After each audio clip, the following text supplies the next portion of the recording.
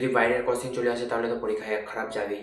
তো চলো এখানে বসে বসে মুড়ি খাই আর ভুট্টাগুলোকে দেখি। ওকে, আর এমনিতে তো প্রেমানন্দ মহারাজজির ভিডিওগুলো দেখে।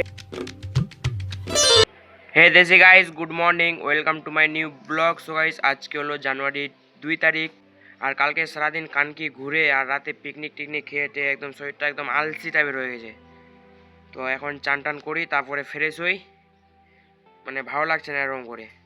তো চলো এখন চান করি আর ফ্রেশ হই, তারপরে তোমাদের সাথে কথা বলি। ওকে, তো চান টান করে আমি এখন চলে আসলাম আমাদের মাঠে। আর মাঠে আসলাম ভুট্টাগুলোকে দেখতে, কারণ পাখিগুলা ভুট্টাগুলোকে উঠায় নেয়, তার জন্য আসলাম দেখতে। আর আসলাম আমি মুড়ি নিয়ে, এখানে বসে বসে মুড়ি খাবো আর ভুট্টাগুলোকে দেখবো। নাহলে ভুট্টাগুলো একদম শেষ করে দেয়, শেষ পাখিগুলো। তার জন্য মানে প্রতিদিন এখানে দেখতে আসতে হয়। তো ফাইনালি আমি এখন মাঠে চলে আসলাম, আর এই যে মুড়ি নিয়ে আসলাম, এখন মুড়ি খাবো আর ভুট্টাগুলোকে দেখবো। তো চলো এখানে বসে বসে মুড়ি খাই আর ভুট্টাগুলোকে দেখি। ওকে, আর ভুট্টা দেখা কমপ্লিট, আমি এখন চলে যাচ্ছি বাড়ি, কারণ এখন বাজে গেল 5টা। এখন মাঠে থাকা ভালো হবে না, তার জন্য এখন যাচ্ছি বাড়ি।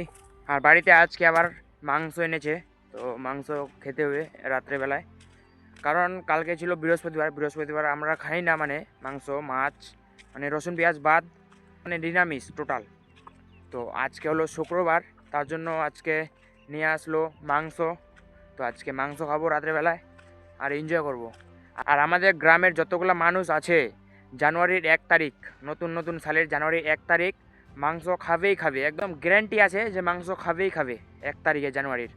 তো কালকে তো আমরা খেতে পারিনি, তার জন্য আজকে মাংস আনলাম, আজকে খাবো ভালো করে। চলো, আর এমনিতে তো প্রেমানন্দ মহারাজজির ভিডিওগুলো দেখে মানে কখনো খাওয়ার ইচ্ছা করে না, আবার কখনো খাওয়ারও ইচ্ছা করে।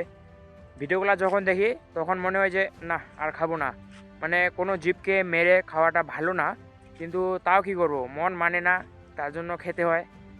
আমরা ছোট থেকে খেয়ে আসছি, তো এখন হঠাৎ ছেড়ে দিতে পারবো না খাওয়াতে, জন্য এখন খাই, মানে আস্তে আস্তে করে আমি ছাড়ে দিব মাছ মাংস খাওয়া। মানে কোনো জীবকে হত্যা করে খাওয়াটা একদম ভুল। আমিও মানে আমারও মন বলছে, বাট খেয়ে খেয়ে অভ্যাস হয়ে গেছে, তার জন্য খাই। তো চলো আস্তে আস্তে করে খাই আর আস্তে আস্তে করে আমি ছাড়ে দিব, কি কতদিন খেতে খেতে ছাড়তে পারি।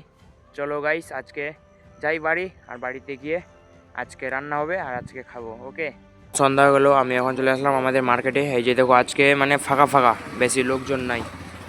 তো এখন মার্কেটে আসলাম ঘুরতে, তো এখন যাবো বাড়িতে গিয়ে খাওয়া দাওয়া করতে হবে।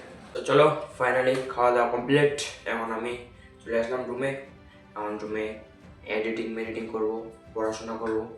আর 1 মাস পর ফেব্রুয়ারির 12 তারিখে আমাদের এক্সাম শুরু, তার জন্য প্রিপারেশন নিতে হবে ভালো করে। তারপরে না ভালো এক্সাম যাবে, তো দেখি কীরকম এক্সাম যায় এবার। যদি খারাপ যায় তাহলে তোমাদের সাথে শেয়ার করবো না, যদি ভালো যায় তাহলে শেয়ার করতে পারি। দেখা যাক, এখন রেজাল্টের উপর। তো আমি তো প্রিপারেশন নিচ্ছি ভালো করে, তো দেখা যাক কী হয়। যদি বাইরের কোচিং চলে আসে তাহলে তো পরীক্ষায় খারাপ যাবেই। দেখা যাক, কপালে যা আছে তাই হবে। তো আমি ভালো করে পড়াশোনা করি, ভালো করে এক্সামটা দিই। আর 1 মাসের আগে আমি ভালো ব্লগ দিতে পারবো না, তোমরা আমাকে ক্ষমা করে দিও। ওকে, 1 মাস পর তারপরে আমি ভালো ব্লগ দিব। আর পরীক্ষা আমার 23 তারিখে শেষ হয়ে তারপর আসে আমার এসএসসি জিডির এক্সাম। তো এক্সাম দিতে যাব আর তোমাদেরকে ওখানে দেখাবো ওইদিকে মাহলটা কীরকম। মানে যাবো শিলিগুড়ি এক্সাম দিতে, তো শিলিগুড়ি দেখাবো কোন স্কুলে এক্সাম পড়ে আমার। চলো সব কিছু তোমাদের সাথে শেয়ার করবো, তোমরা শুধু ব্লগগুলো কন্টিনিউ করো। ওকে, চলো গাইস, আজকের ব্লগটা এখান থেকে শেষ করে দিচ্ছি। এখন আমাকে পড়াশোনা করতে হবে, আর কালকে ব্লগের জন্য সবাই মিলে ওয়েট করি। Thanks for watching, by.